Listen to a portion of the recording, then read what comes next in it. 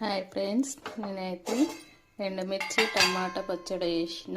ఇప్పుడైతే నేను మా కోడలికి తీసుకెళ్తాను. టేస్ట్ చేసి చెప్పమంట ఎలా ఉందో.